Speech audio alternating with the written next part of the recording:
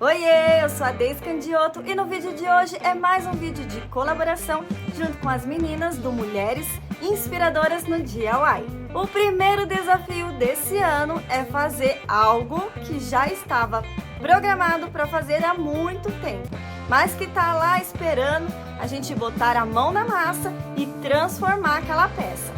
Assim também inspirando vocês a pelo menos tirar uma tralha daquilo que tá para fazer e que ficou aí o ano inteiro de 2024 e não foi feito. Bora então botar a mão na massa e começar o nosso DIY?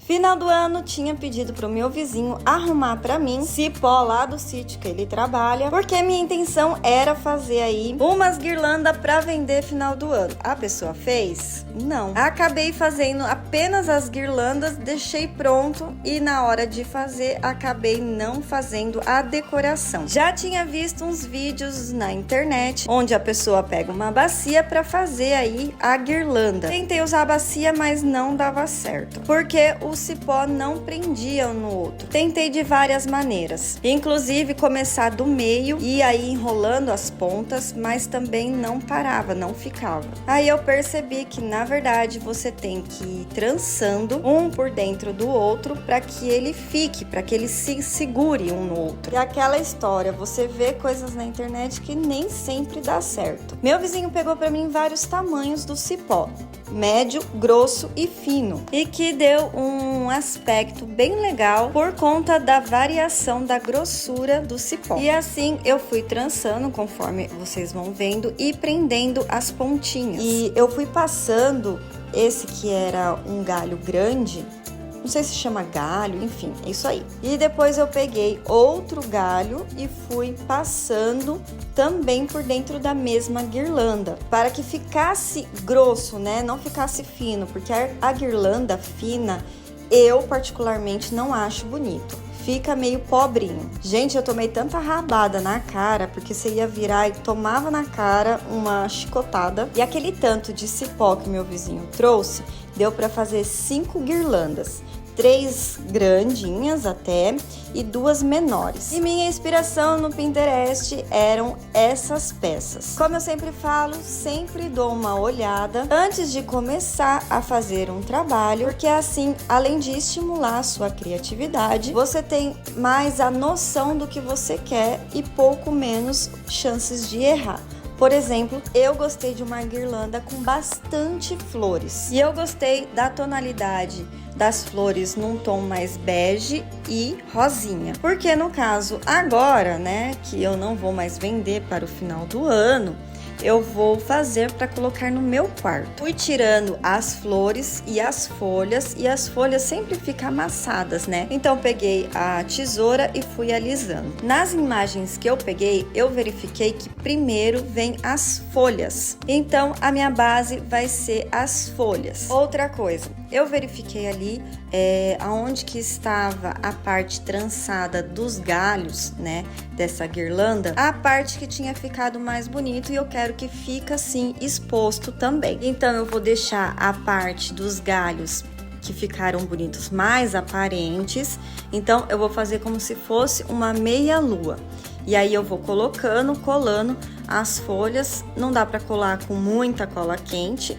E como já é trançado, né, os galhos, você vai encaixando e acaba segurando as folhas, né, que você tá colando. Outra coisa era tentar espelhar o máximo possível. Se eu colocava uma folha de um lado, eu colocava do outro também. Não que isso seja uma regra para você fazer uma guirlanda, mas essa daí eu achei que ficaria bonito, assim como eu vi nas imagens do Pinterest, que eu peguei como referência. Então tudo isso é bom você treinar o olhar. Quando você vê uma imagem imagem que você diz, nossa, eu gostei disso, e entender o porquê que você gostou disso. A simetria das folhas, das flores, a coloração. Aí eu tinha 2 galinhos desses de eucalipto, né, que é artificial. Então eu coloquei de um lado e também fui colocar do outro, o que ajudaram para dar um volume. E como as pontinhas dele é um pouco mais fininha, então fica como um acabamento final, igual num arranjo onde as pontas, né, de uma flor são sempre mais fininhas. Então eu tentei deixar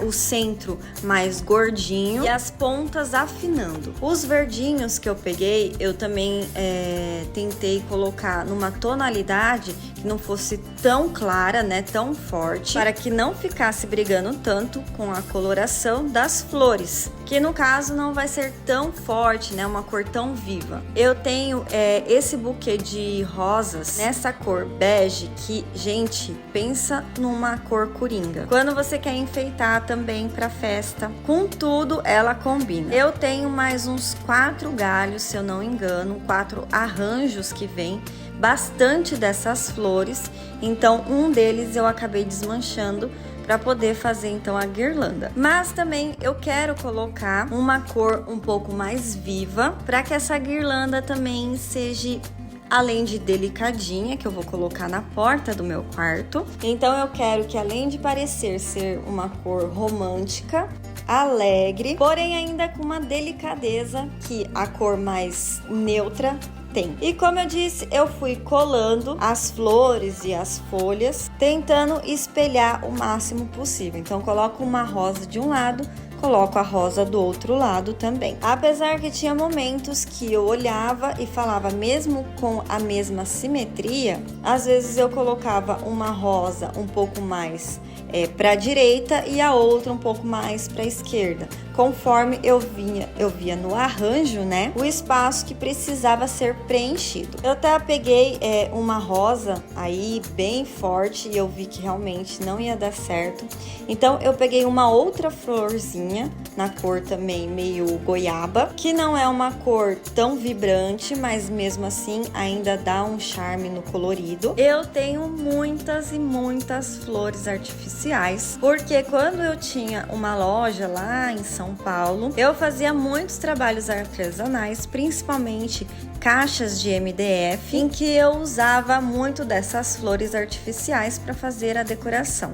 Usava também em quadros, como quadros de porta, bem-vindo, enfim. Então eu tô com bastante flores ainda artificiais e que eu fui aí escolhendo, né, o que dava mais certo. Eu tinha também umas suculentas de artificiais que eu tinha desmontado uns vasinhos, e quando eu fui preenchendo os espaços, eu fui usando e olhando tudo que eu tinha em mãos e que pudesse combinar e ficar bem bonitinho. Como o desafio desse mês era para que a gente fizesse algo que já estava para ter feito o ano passado, ou até em outros anos que a gente vai deixando aí por fazer, vai acumulando coisas em que a gente fala, depois eu faço, depois eu arrumo, depois eu conserto. Aquele guarda-roupa entulhado de coisas em que você precisa fazer uma organização e a gente vai deixando. Se pelo menos uma vez no mês a gente se propor a pegar aquela coisinha que tá para fazer, for fazendo pelo menos uma por mês, a gente acaba pegando o hábito de, além não deixar nada para depois, estar sempre arrumando. O tempo que a gente gasta às vezes fazendo algo, como por exemplo perder tempo em celular, poderia estar fazendo um bordado, aprendendo a fazer um crochê, ou até mesmo uma decoração simples que você pode estar fazendo enquanto está sentado na frente da TV assistindo. E eu sei que quem assiste esse tipo de conteúdos de decoração gosta sim de uma casa bem decorada, mas que muitas vezes diz eu não tenho tempo, ou diz que não tem habilidades manuais. Porém, uma das melhores terapias são os trabalhos manuais. Claro que que se você precisa de uma terapia com um profissional, uma coisa não substitui outra. Porém, se você é uma pessoa ansiosa, uma pessoa sem paciência ou que sempre diz que não tem tempo para nada, comece a observar o que você está fazendo das suas 24 horas por dia. Trabalhos manuais ajuda não só a você decorar a sua casa e sentir mais aconchego pelo seu lar, trazendo mais felicidades. Toda vez que a gente faz uma peça, a gente fica por tempos namorando, olhando, nossa, que graça que ficou. Mas também ajuda a ter a paciência de ir fazendo aos poucos aquela peça artesanal, mesmo porque não dá para fazer um trabalho artesanal em 10 minutos. Como minha ex-professora dizia, isso não é pastel, que frita em 2 minutos tá pronto. Você vai desenvolvendo várias habilidades, porque afinal ninguém nasce sabendo. Ah, mas você tem dom. Já ouvi muita gente dizer isso por desculpa para não começar a fazer um trabalho artesanal, quando na verdade esse tipo de trabalho você vai aprimorando. Quanto mais você faz, melhor os seus trabalhos ficam. Você desenvolve um olhar melhor para as coisas e consegue entender melhor como que funciona o processo. Pode parecer bobeira, mas um trabalho artesanal é sim uma boa terapia, porque enquanto você está desenvolvendo a sua mente para aquele trabalho que você está fazendo, você não fica ali pensando nos problemas, nas coisas que você precisa fazer e que naquele momento não vai se resolver, o que só ajuda na ansiedade. E infelizmente é a doença do momento, é a doença da moda. Não que seja frescura, porque sim, quem tem depressão sabe a luta diária que tem que ter para levantar da cama todos os dias e trabalhar. É um trabalho artesanal, nem que seja para você presentear a sua família. Caso você pense, mas eu não gosto de muita tralha, eu não gosto de ter muito cacareco decorando o meu lar, mas invista em trabalhos artesanais que você vai ver que você vai diminuir o investimento na farmácia. Eu amava fazer cursos artesanais, onde a gente se reunia com pessoas muito legais, em que você contava ali as tuas frustrações, as tuas alegrias. Isso é uma terapia que não tem dinheiro que pague. Sem contar que você também pode estar vendendo aquele seu trabalho e fazendo com que aquilo que você está gastando tenha um retorno. Então, se você souber de algum lugar que tenha cursos artesanais, indico vocês a fazer, mas eu não sei fazer nenhum trabalho. Comece, só comece, que você vai ver que trabalhos artesanais não é somente dom, mas sim treinamento. Todo começo do ano a gente pensa no que a gente quer para esse ano que se inicie. Pensamos nas coisas que queremos materialmente conquistar, começar a comer melhor, ter um regime na alimentação para melhorar a saúde do corpo, mas também pense no que você precisa fazer para cada vez melhorar mais a sua saúde mental. Os dias têm passado rápido, as ansiedades da vida. A própria internet nos mostra que as coisas são para ontem e com isso a nossa ansiedade só aumenta. Procure cuidar da sua saúde mental e trazer na sua vida aquilo que te faz bem. Deixar de estar com pessoas em que, ao invés de te ajudar a crescer mentalmente e espiritualmente, pessoas que só te derrubam, só te deixam para trás. Perceba isso também, que muitas vezes no nosso dia a dia, convívio comum, acabamos deixando pessoas à nossa volta nos tratar mal e assim também acabamos também tendo atitudes da qual não são legais. Tanto você maltratar quanto você ser maltratada, isso também com a correria do dia a dia a gente muitas vezes não percebe. Agora eu vou começar a cortar uma faixa porque eu quero fazer um laço para minha guirlanda. Fui olhar na minha gaveta de fitas, porém eu só tinha fitas de cetim que são brilhosas e que eu achei que não tinha nada a ver com esse tema, um pouco mais rústico, um pouco mais neutro as cores. Então eu olhei os meus tecidinhos e tinha aí esse restinho de tecido na cor mais rosé. Resolvi então fazer um laço. Primeiro eu vou fazer a faixa, corto a ponta e depois eu vou costurar essa parte. E agora corto o retângulo um pouco mais largo e também vou costurar. Tentei utilizar o máximo possível desse tecidinho que havia sobrado. Vou costurar à mão mesmo, ficaria mais bonitinho se fosse costurado na máquina. Alinhavo como se fosse um fuxico e depois deixo um espacinho para desvirar esse tecido. Depois que eu desviro o tecido, eu coloquei aí uma agulha de tricô para arrumar, né, as pontinhas. Ficaria também legal se colocasse enchimento, fica bem bonitinho. E aí depois de fazer as duas partes, né, costurar as duas partes, até pensei em colocar assim o enchimento, mas depois eu achei melhor colocar um outro laço por cima. Alinhavei a faixa, né, que no caso essa vai ser a faixa do laço, alinhavei o meio para que ficasse bem franzidinho e depois eu venho com a outra parte também alinhavando o meio para se formar então o laço. E a estampa desse tecidinho é uma graça, tem um tom rosadinho bem bonitinho com as florzinhas brancas que deu todo um charme na peça. Eu vou confessar que eu tenho muita dó de usar os meus tecidinhos que tem esse tipo de estampa mais bonitinho. Agora eu vou pegar essa renda e essa peça de madeira com esse cabinho aí de ferro chama laço fácil. Como eu trabalhava muito com encomendas e muitas vezes era lembrancinhas, então eu comprei esse laço fácil que ajuda muito na hora de você fazer grandes peças e com bastante quantidade.